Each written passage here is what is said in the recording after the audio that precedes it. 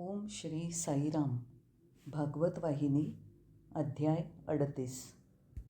कालिया सर्प. राजा, आता हा महत्त्वाचा प्रसंग ऐक, शुक म्हणाला. तो दैवी मुलगा गोपाळ हा ईश्वरच होता. त्याने केवळ लीलेसाठी मानवी रूप घेतलं होतं. तो मानवी मुलांसारखाच मोठा झाला. तो 5 वर्षांचा झाला.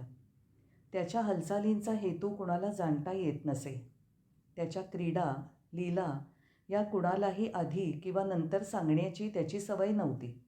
फक्त बघायचं आणि त्याप्रमाणे करायचं. त्यांच्या स्वरूपाचा अंदाज कुणाला करता येत नसे. त्यांचा अर्थही कुणाला कळत नसे. मग तो कुणीही असो, कितीही कुशल असो.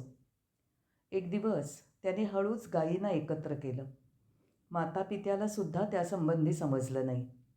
दररोज निदान मोठ्या भावाला तरी माहिती असायचं आणि तो त्याच्याबरोबर असायचा. पण त्या दिवशी त्याच्या बाहेर जाण्याबद्दल त्यालाही काही माहीत नव्हतं. कृष्ण आणि गुराख्यांच्या घरामधून त्याचे गुराखी मित्र आपापली गुरं घेऊन यमुनेच्या काठाकडे चालू लागले. त्याने सर्वांना नदीतील एका खोल डोहात नेलं. तिथे कुणी लोक जात नसत. त्या डोहाला एक भयंकर इतिहास होता. डोह हे साचलेल्या पाण्याचे आणि थंडगार असतात, पण हा डोह निळसर रंगाचा आणि खूप गरम पाणी असलेला होता. त्या पाण्यातून सतत येणाऱ्या बुडबुड्यातून वाफ वर जात होती. त्यामुळे त्याच्यावर ढग लोंबत असे. त्या वातावरणात कोणी श्वास घेतला तर तिथल्या धुराने शेवटचा श्वास घ्यायचा. सर्व अस्वस्थ आणि चकित होत. त्या डोहावरून उडणारे पक्षी तीव्र विषबाधेमुळे ग्लानी येऊन पंखांची जोरदार फडफड करत आणि शेवटी खाली मृत होऊन पडत. गोकुळातल्या प्रत्येकाला या भयंकर आश्चर्याबद्दल, या मृत्यूच्या रूपकथांबद्दल माहिती होतं. ते सावधपणे तो भाग टाळत असत. त्यांनी आपल्या मुलांनाही तिथे न जाण्याबाबत ताकीद दिली होती. त्याच्या जवळपासच्या जागेवर गुरांना चरायला जाऊ देत नव्हते. अर्थात त्याच्या मित्रांनीही कृष्णाशी जोरदारपणे आग्रह धरला की त्याने त्या डोहाजवळ जाऊ नये. त्यांनी बराच वेळ मोठ्याने सांगत विनंती केली, पण व्यर्थ. तो म्हणाला की त्याला त्या डोहाजवळ जायचंच आहे. त्या दिवशीचा त्याचा आधीच ठरवलेला निश्चय होता. मुलं त्याला मागे ओढत होती आणि ते अटळ संकट टाळण्याचा प्रयत्न करत होती. त्याने त्यांना बाजूला घालवलं. आपले कपडे उतरवून तो म्हणाला की त्या विषारी डोहातच पोहायला त्याला मजा वाटणार आहे. त्या डोहाच्या भयानकतेबद्दल मोठ्याने इशारा देण्याचं धाडस ती मुलं करू शकली नाही. त्यांचा हळूवार निषेध त्याने बाजूला सारला. स्वतःच्याच काही विकृत संकल्पानुसार तो काठावरच्या एका झाडावर चढला आणि काठाच्या बाजूने त्या भयानक डोहात उडी मारली. बराच वेळ तो पाण्यातनं बाहेर आला नाही. कृष्ण, ज्यांच्या जीवनाचा श्वास होता, ती गुराखी मुलं घाबरली. ती डोहाभोवती जमली आणि असह्य दुःखाने हुंदके देत, दुःखाश्रू ढाळत त्याला हाका मारू लागली. दरम्यान त्या डोहामध्ये पोहण्याच्या मार्याने लाटा निर्माण करत गोपाल पाण्यावर आला. अचानक एक मोठा सर्प त्याचा पाठलाग करीत ज्वालामुखीच्या उद्रेकाप्रमाणे विष ओकत त्याच्या मागे आला. मुलं ते भयानक दृश्य विव्हळण्याशिवाय असह्य दुःखाने बघू शकली नाहीत. कृष्णा, काठावर ये, या बाजूने ये, या काठावर ये. पण त्यांची विनवणी न ऐकता कृष्ण पोहतच राहिला. उत्कंठेने आणि आनंदाने रोमांचित होत तो आनंदात होता. शेवटी तो सर्प कृष्णाचा पाठलाग करण्यात यशस्वी झाला. त्यावेळी उंच लाटा उसळत होत्या. त्याने कृष्णाच्या शरीराभोवती विळखा घातला आणि ती पकड त्याने हळूहळू वाढवत नेली. ते बघितल्याबरोबर काही मुलं जेवढं जोरात धावता येईल तेवढं धावत गोकुळाकडे गेली आणि कृष्णाच्या मातापित्यांना, यशोदा आणि नंद यांना ही वार्ता सांगितली. काय घडलं ते सांगताना मुलं मोठ्यांदा रडत होती. लगेचच नंद आणि यशोदा, सर्व गोप गोपी आणि गोकुळाची सर्व प्रजाच त्या विषारी डोहाकडे धावली. फार मोठं भयानक संकट कृष्णावर कोसळण्याच्या भीतीने त्यांनी घाई केली. त्यांच्याबरोबर कृष्णाचा मोठा भाऊ बलरामही होता. त्याला कृष्णाचं बळ आणि कौशल्य माहीत होतं. त्याने मातापित्याची अस्वस्थता शांत करण्याचा प्रयत्न केला. कृष्णावर कोणतंही संकट येणार नाही असं तो त्यांना खात्री देत होता. त्याने त्यांची समजूत घालण्याचा आणि विश्वास निर्माण करण्याचा अनेक प्रकारे प्रयत्न केला. थोड्याच वेळात नदीचा काठ लोकांनी गच्च भरून गेला. सर्व बाजूनी कृष्णा कृष्णा असा आक्रोश दुःखाने दाटलेल्या प्रत्येक गळ्यातनं प्रतिध्वनित होत होता. कृष्ण आणि तो सर्प यांच्याकडे त्यांची नजर जाताच काहींना चक्कर येऊन ते बेशुद्ध झाले. खरोखरच ते हृदयद्रावक दृश्य होतं. त्या प्रचंड राक्षसी सर्पाच्या विळख्यात कृष्णाला पकडलेलं पाहणं अनेक गोपींना सहन होत नव्हतं. एका क्षणी रक्तासारख्या लाल भडक पाण्यात तो त्याला ओढत होता, तर पुढच्या क्षणी तो स्वतःला वर खेचत होता. भयानक विषारी फुटकार सोडणाऱ्या त्या सर्पाशी तो निकराने झुंज देत होता. यशोदा आणि अनेक गोपी चक्कर येऊन वाळूत पडल्या. इतरांनी त्यांची सेवा करून त्यांना शुद्धीवर आणलं. सावध झाल्यावर खूप रडत आणि आपल्या आवडत्या कृष्णाला त्या हाका मारत होत्या. माझ्या बाळा, तो भयानक सर्प इतका काळ कुठे होता? तो आत्ताच बाहेर कसा आला? यशोदा दुःखाने आक्रोश करत होती.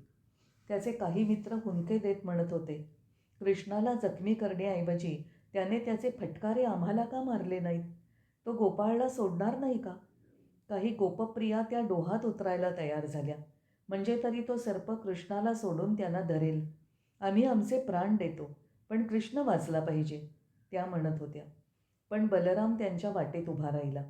त्याने खात्री दिली की कृष्ण सुखरूप बाहेर येईल. त्याला काहीही दुखापत होणार नाही.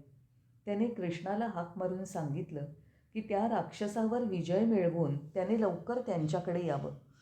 कृष्णाच्या विजयासाठी अनेकांनी उत्कटपणे प्रार्थना केली, कारण कृष्ण सुरक्षित म्हणजे जग सुरक्षित. आमचा कृष्ण हा सर्व जगाचा सम्राट आहे. तेव्हा त्या सर्पाच्या पकडीतून कृष्ण लवकर मुक्त व्हावा. त्यांच्या प्रार्थना त्याच कृष्णाला उद्देशून होत्या, ज्याचं रक्षण व्हावं या इच्छेने त्या प्रार्थना होत्या. प्रार्थना करतानाही त्यांचे डोळे उघडे होते. त्यांना बघायचं होतं की कृष्णाने स्वतःची सुटका केली आहे का. नदीकाठावर जमलेला तो प्रचंड समुदाय कृष्णाच्या सुटकेची अनिमिष नेत्रांनी वाट बघत होता की कोणत्याही क्षणी त्याची सुटका होईल. भीती, उत्कंठा, आशा, श्रद्धा यांनी ते सर्व प्रभावित झाले होते. आणि त्या क्षणाला, ओ राजा, त्या प्रसंगाचं चिंतन आणि वर्णन मी कसं करू? शुक पुढे बोलू शकला नाही. आनंद, दुःख, आश्चर्य, कौतुक यांचा प्रवाह जो त्याच्या हृदयातून उचंबळून येत होता, त्याला तो थांबवू शकला नाही आणि आपले अश्रू लपवण्याचा निष्फळ प्रयत्न करत ओंजळीने चेहरा झाकून घेतला. परीक्षिताने हे पाहिलं आणि तो उद्गारला, स्वामी स्वामी, केवढं आश्चर्य आहे.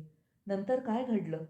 कोणतं संकट मध्ये आलं की ज्यामुळे आपण असा शोक करत आहात? मला लवकर सांगा. शुकाने स्वतःला सावरलं आणि आपल्या उत्तरीय वस्त्राने अश्रूंचा प्रवाह थांबवला. तो म्हणाला, महाराज, कोणतंही संकट आलं नाही, तरीही हे आश्चर्य घडलं. प्रत्येक क्षणाला वेगाने कृष्ण वाढू लागला. इतका मोठा, इतका उंच की त्या सर्पाचा त्याच्या भोवतीचा विळखा सैल होत गेला. जेव्हा गोपगोपींनी पाहिलं की ते छोटं बालक त्यांच्या डोळ्यादेखत वाढत आहे, तेव्हा ते आनंदाश्चर्याने थक्क झाले. त्या सर्पाला शेवटी आपली पकड सोडावी लागली. तो सर्प आता इतका दमला होता की काही इजा करू शकत नव्हता, पण त्याचा क्रोध मात्र शमला नव्हता. त्यामुळे त्याने पाण्यात आणि हवेत विष उकलं. थोड्या थोड्या वेळाने तो आपल्या फणा उगारून कृष्णाकडे रोखून पाहत होता. जणू कृष्णाला संपवण्याची त्याची इच्छा अजून शिल्लक होती. दरम्यान कृष्णाने त्याची शेपूट पकडली आणि त्याला जोराने गरगर फिरवलं. त्याच्या शरीराचे तडाखे पाण्यावर बसत होते, त्यामुळे त्याचा फणा खाली लोंबत होता. मोठ्या कष्टाने तो त्यांना पाण्यावर उभं ठेवण्याचा प्रयत्न करीत होता. मग कृष्णाने त्या फण्यांवर उडी मारली. एका हाताची शेपटी धरत त्याने त्याच्या फण्यांवर नाचण्याचं ठरवलं. भगवंत सहजपणे एका फण्यावरून दुसऱ्या फण्यावर पावलं टाकत होता, पण ईश्वराचं वजन त्या सर्पाला सहन झालं नाही. त्याच्या नाकातोंडातून मोठा रक्तस्राव होऊ लागला. तो वेदनेने आणि लज्जेने केविलवाणा आक्रोश करू लागला.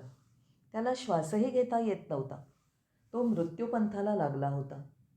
ते सर्व पाहून काठावर जमलेले लोक आनंदाने आणि विश्वासाने ओरडू लागले, कृष्णा, आता काठावर ये. तू आम्हाला सर्वांना त्या राक्षसापासून वाचवलंयस. आमच्या प्रार्थना सफल झाल्या. आमच्या सत्कृत्यांचं फळ आम्हाला मिळालंय. घटनेला मिळालेल्या कलाटणीमुळे गुराखी असं कौतुक करत असताना त्या राक्षसाच्या पत्नी सर्पिणी त्या डोहातून मोठ्याने हुंदके देत दुःखाने वर आल्या. त्या कृष्णाच्या पाया पडल्या आणि त्यांनी प्रार्थना केली, भगवान, दुष्ट आणि कपटी लोकांना शासन करण्यासाठी आपण अवतार घेतला आहे. तेव्हा या राक्षसाला पायदळी तुडवणं आणि त्याचा गर्व नाहीसा करणं योग्य आणि बरोबरच होतं. अगदी योग्य आहे. तू तुझी जबाबदारी आणि काम पूर्ण केलंस. पण आमचा पती कितीही दुष्ट होता, तरी तुमच्या पायाचा त्याच्या डोक्याला स्पर्श झाल्यावर त्याच्या स्वभावात परिवर्तन झालं असणार याबद्दल आमची खात्री आहे. हे प्रभू, त्यांना क्षमा कर आणि तुझ्या शुभ आशीर्वादासह आमचा पती आम्हाला परत दे. त्याचं रक्षण कर आणि यापुढे त्याने कोणत्याही सजीवाला इजा करू नये असा आशीर्वाद दे. भगवंताने त्यांची विनंती मान्य करण्याचं ठरवलं. त्याने त्या राक्षसाला कालियाला क्षमा केली आणि त्याला मोकळं करताना अशी ताकीद दिली, यापुढे कुणालाही इजा करू नकोस. कोणतीही चिथवणी न देता सात्विक हो. कोणी तुला त्रास देणार नाही आणि सूड म्हणून चिथवणार नाही. माझी पदचिन्ह तू मस्तकावर धारण कर, म्हणजे गरुड हा तुझा नैसर्गिक शत्रूसुद्धा तुला काही करू शकणार नाही. जा आणि शांतीने राहा. जय साईराम.